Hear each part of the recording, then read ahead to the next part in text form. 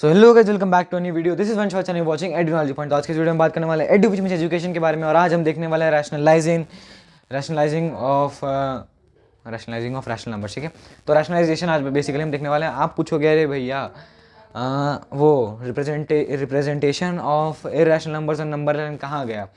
सो अभी दो चीज़, एक चीज़ मुझे याद है, एक और चीज़ बची हुई है जिसे मुझे कॉपी पे बताना है। और रिप्रेजेंटेशन ऑफ इरेशनल नंबर्स और नंबर लाइन भी मैं कॉपी पे बताने वाला हूँ, क्योंकि मैं आई स्वेयर दैट अगर मैं यहाँ पे बनाऊँगा, छोटा सा प्यारा सा बोर्ड है, इस पे आपको समझ में नहीं आने वाला बिल्कुल भी। ठीक है, मैं कॉपी पे श्योरली बनाऊँगा और आप वो बिल्कुल देख सकते हो और आपको कोई भी प्रॉब्लम नहीं होने वाली है। मैं उसे इस तरीके से प्लेलिस्ट में डालूंगा कि आपको वो सीरीज़ में देखने को मिले। ठीक है, तो उसके लिए टेंशन मतलब अभी रैशनलाइजेशन सीखते हैं। उसके बाद ये टॉपिक है जिसमें बहुत लोगों को मैंने देखा है कि अटक जाते हैं या फिर गलती कर बैठते हैं।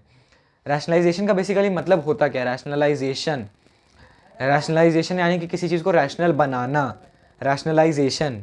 ठीक है, जेशन मतलब बनाना। ठीक है, तो रैशनलाइजेशन में करते क्या हम बेसिकली, मान लो आपके पास एक नंबर है 5/√3।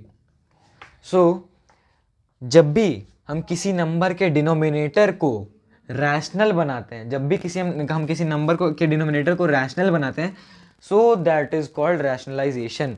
बिकॉज किसी भी फ्रैक्शनल नंबर पे ऑपरेशन करने से पहले हमें देखना पड़ेगा कि क्या उसका जो डिनोमिनेटर है वो रैशनल है या फिर नहीं। सो हाँ, रैशनलाइजेशन में हम वही करते हैं। ठीक है, तो सबसे पहले हम कुछ बेसिक टर्म्स देखने वाले हैं जो हमारे बुक में दिए गए हैं। ठीक है, रैशनलाइजेशन हम पढ़ते हैं एक बार। Suppose we are given a number whose denominator is irrational. Suppose we are given a number whose denominator is irrational as I told you over here. Then the process of converting it into an equivalent expression whose denominator is a rational number by multiplying its numerator and denominator by a suitable number is called rationalization. कुछ समझ में नहीं आया, कोई बात नहीं। Rationalisation क्या होती है? डिनोमिनेटर को मतलब डिनोमिनेटर और न्यूमरेटर को देखते हुए जब हम डिनोमिनेटर को रैशनल बनाते हैं तो उसे क्या बोलते हैं? रैशनलाइजेशन बोलते हैं। हम इसे कैसे सीखेंगे? अब हम सीखेंगे इसे एग्जाम्पल्स। तो आप अपने पेन और कॉपी लेकर बैठ जाओ और लिखते रहो, क्योंकि लिखेंगे तभी सीखेंगे। ठीक है, एग्जाम्पल नंबर 1। ठीक है, एग्जाम्पल नंबर 1 देखते हैं। शायद मैंने यही अभी लिखा था 3/√5, नहीं 5/√3 लिखा था। हाँ, एग्जाम्पल नंबर 1 क्या है हमारा, इस पे आपको ध्यान से फोकस करना। ठीक है, एग्जाम्पल नंबर 1 में हमें बोला गया simplify 3/√5, simplify 3/√5 by rationalizing the denominator।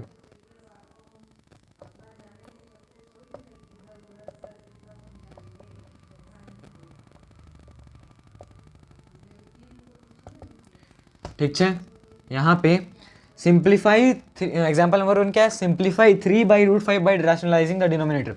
अब रैशनलाइजिंग द डिनोमिनेटर यहाँ पे साफ साफ दिया गया है कि आपको अपने डिनोमिनेटर को क्या करना है? रैशनलाइज करना है। तो रैशनलाइज करने के लिए क्या करोगे? आपको इसी को रैशनल नंबर बनाना है।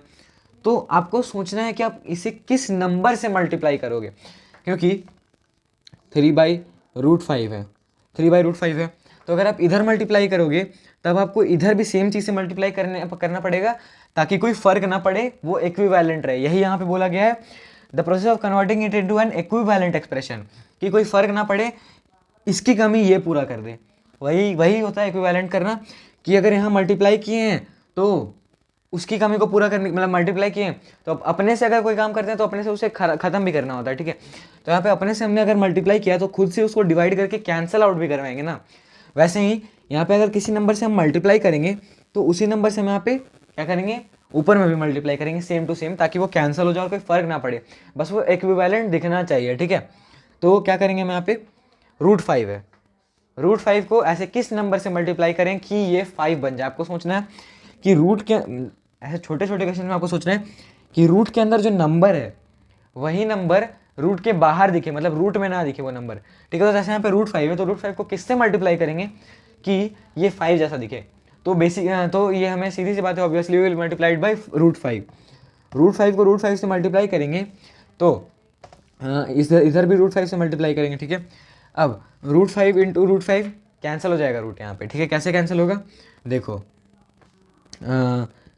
3√5 आ जाएगा और यहाँ पे 5⁻1/2 इंटू 5⁻1/2।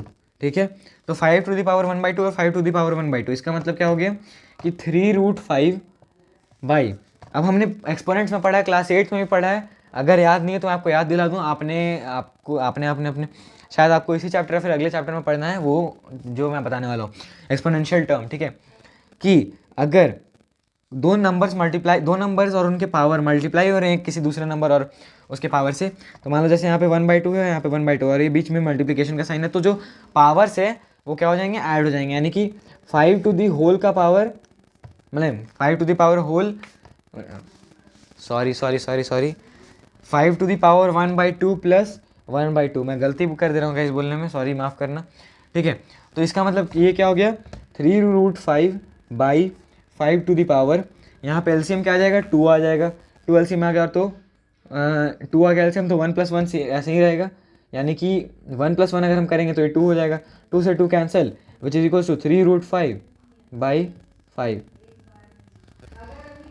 3√5/5 होगा हमारा answer, and we have rationalised the denominator of which was given in this question. अब एक बेसिक टर्मिनोलॉजी आपको समझनी होगी कि आरएफ क्या होता है, आरएफ क्या होता है, व्हाट इज आरएफ। आरएफ का फुल फॉर्म होता है रैशनलाइजिंग फैक्टर। अब फैक्टर इज अ नंबर जिसको हम मल्टीप्लाई करते हैं किसी नंबर से, डिनोमिनेटर को हटा, मतलब डिनोमिनेटर से रूट या फिर डिनोमिनेटर को रैशनलाइज करने में, ठीक है, रैशनलाइज करने के लिए। जैसे √5 को रैशनलाइज करने के लिए मैंने क्या यूज़ किया, मैंने √5 यूज़ किया, यानी कि √5 is the rationalising factor for the whole term 3/√5, ठीक है, that is called rationalising factor, जो आपके बुक में भी दिया हुआ है एग्जाम्पल के जस्ट बाद, ठीक है। अब हम आगे देखते हैं और भी क्वेश्चन जिससे आपको ये बिल्कुल अच्छे तरीके से समझ में आने वाला है। और अगर मज़ा आ रहा है तो एक वीडियो को एक लाइक कर देना, चैनल को सब्सक्राइब कर देना और कमेंट कर देना अगर कोई प्रॉब्लम है तो। आपके प्रॉब्लम्स जल्दी से जल्दी सॉल्व करने की कोशिश करूँगा, क्योंकि हाँ ऐसे भी आप ज़्यादातर लोग कुछ कमेंट करते भी नहीं हो, जो भी देखते भी हो तो हाँ लाइक कांट एक्सप्रेस, ओके। तो छोड़ते हैं उसे अभी और हम आगे बढ़ते हैं अपने बाकी के एग्जाम्पल्स पे। हाँ लाइक हाँ सॉल्व एग्जाम्पल्स करने वाले हैं अभी हम। यहाँ पे आपको कुछ और भी शायद टर्म्स दिए गए हैं, वो भी रैशनलाइजिंग फैक्टर से ही रिलेटेड हैं, आरएफ से रिलेटेड है, तो उसके आपको टेंशन लेने की जरूरत नहीं है। आप क्वेश्चन सॉल्व करते जाओ तो आपको वो खुद ब खुद समझ में आता जाएगा। सो गाइस सॉल्व एग्जाम्पल्स का हमारा जो एग्जाम्पल नंबर 1 है वो है रैशनलाइज द डिनोमिनेटर ऑफ 1/3 + √2। हमें यहाँ पे 1/3 + √2 का जो डिनोमिनेटर है उसे रैशनलाइज करना है, ठीक है। सो आपको क्या हमें यहाँ पे क्या दिया गया है, we have what do we have, we have food but now we have 1/3 + √2, हमारे पास ये है, तो ये किसके बराबर होगा, 1/3 + √2। अब इसको कैसे रैशनलाइज किया जाए, मल्टीप्लाई करेंगे तो दोनों जगह पे ब्रैकेट लगा देंगे, इसलिए मैंने पहले ही लगा दिया। आप सोचने का टाइम लेते हैं हम, रैशनलाइज करना है तो आपको क्या करना होगा, बीच का जो साइन है उसको बस चेंज कर दो, ठीक है, बीच का साइन है वो चेंज कर दो, आगे पता चलेगा आपको ऐसा क्यों करना है, क्योंकि अभी मैं बोलूँगा आपको समझ में नहीं आएगा। बीच के साइन को कैसे चेंज करना है, 3 + √2 है तो हमें इसे 3 - √2 से मल्टीप्लाई कर देंगे, बाकी सारी चीज़ें सेम, इंटू 3 - √2 यहाँ पे भी मल्टीप्लाई कर देंगे, बाकी सारी चीज़ें सेम होंगी, ठीक है।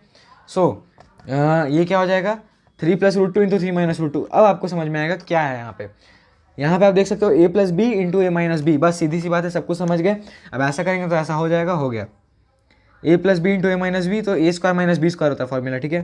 तो 3 का स्क्वायर माइनस √2 का स्क्वायर, अब यहाँ पे डायरेक्टली आपको देखने को मिल रहा है कि √2 का स्क्वायर किया तो रूट कट गया, और यहाँ पे क्या हो जाएगा 3 - √2, तो इसके किसके बराबर हो जाएगा, 3 - √2/9 - 2, तो ये किसके बराबर हो जाएगा, 3 - √2/7, and this is the answer. आप चेक कर लो क्या यही आपका आंसर है, अगर है तो हाँ कमेंट कर दो, ठीक है।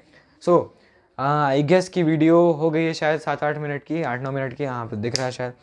तो हमने अभी एक एग्जाम्पल किया, बाकी के एग्जाम्पल्स, एग्जाम्पल 2 भी वैसे ही बनेगा, एग्जाम्पल 3 भी वैसे ही बनेगा, बस एग्जाम्पल 3 में 1 की बजाय 6 है न्यूमरेटर में, एग्जाम्पल 4 भी वैसे ही बनेगा, एग्जाम्पल 5 वैसे एग्जाम्पल 5 भी वैसे ही बनेगा, लेकिन मैं बना दूंगा आपके लिए, ठीक है। लेकिन इस वीडियो में नहीं, आने वाली वीडियो में, जो वीडियो आने वाली है उस वीडियो में हम और भी एग्जाम्पल्स को सॉल्व करने वाले हैं। So till then stay tuned with 30 knowledge point and